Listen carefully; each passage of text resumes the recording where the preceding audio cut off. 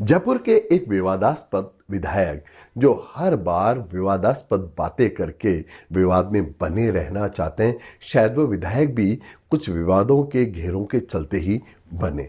तो इस चक्कर में उन्हें लगता है कि अगर उन्हें चर्चा में बने रहना है तो हमेशा विवाद में बने रहें। और आज तो उन्होंने बिल्कुल हद ही कर दी। भाजपा के सभी वरिष्ठ नेताओं के सामने वो अजान के कारण अपने सरदर्द की बात करने लग गए।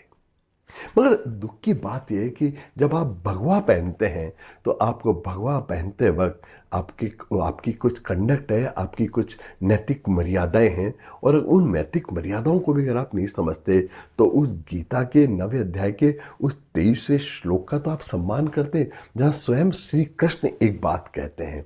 और श्री कृष्ण क्या कहते हैं? ये अपि अन्य देवता भक्ता यजंते श्रद्धान्विता ते अपि मामेव कौन्ते यजंते। भगवान कहते हैं कि जो भी लोग किसी अन्य देवता को भी भज रहे हैं, अगर किसी अन्य ईश्वर के फॉर्म को भी भज रहे हैं, वो भी मुझे ही भज रहे हैं। खुद कृष्ण ये कहते हैं, आप तो अपना नाम बाल मुकुंद कहते हैं, और बाल मुकुंद अगर कहते हैं तो आपको कम से कम भगवान के इस 9वें अध्याय के 23वें श्लोक का तो सम्मान करना चाहिए था। और फिर जिस भाजपा कि आप अपने आप को विधायक कहते हैं और आप लोग ये मानते हैं कि आप विवेकानंद का सम्मान करते हैं, आपको ख्याल होना चाहिए था कि विवेकानंद ने शिकागो के अंदर क्या भाषण दिया था। विवेकानंद शिकागो के अंदर शिव महिमा स्त्रोत को उद्धृत करते हुए कहते हैं कि जिस प्रकार नदियां विभिन्न विभिन्न परिपथों में जाके समुद्र में ही गिर जाती हैं, इसी प्रकार जितने भी धर्म हैं वो भले उनके पद्धतियां अलग हों, चाहे उनके तरीके अलग हों, चाहे उनके रूट डिफरेंस हो, मगर अंत में पहुंचते परमपिता परमेश्वर को ही है।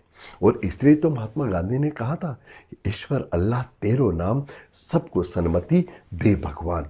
मगर समस्या सन्मति की है कि सन्मति नहीं है। भले ही भगवा आपने पहन लिया हो, भगवा चोला पहन लिया हो, मगर भगवा चोला पहनने से कुछ नहीं होता जब तक कि ईश्वर आपको सन्मति नहीं दे। मैं तो बालमुकुंद आचार्य साहब आपके लिए केवल इतनी सी ईश्वर से प्रार्थना कर सकता हूँ कि ईश्वर आपको सद्बुद्धि दे, जिससे कि ये आप हिंदू मुसलमान करना बंद करें और सब लोगों को गले लगाएं, क्योंकि इस गले लगाने में ही पांडित्य छुपा हुआ है। शास्त्रों में तो ये कहा गया है, आत्मवत् सर्वभूतेषु सह पश्चित है पंडित है, कि जब तक हर प्राणी के अंदर खुद का सा नहीं मानने लग जाएं तब तक आप पंडित रहने लायक नहीं है, पंडित कहलाने लायक नहीं है। और जब आत्मवत् की बात आती है तो क्या हिंदू, क्या मुसलमान, क्या सिख और क्या ईसाई, सब आत्मवत् होने चाहिए। मगर शायद नहीं है। क्यों नहीं है? क्योंकि सन्मति का अभाव है।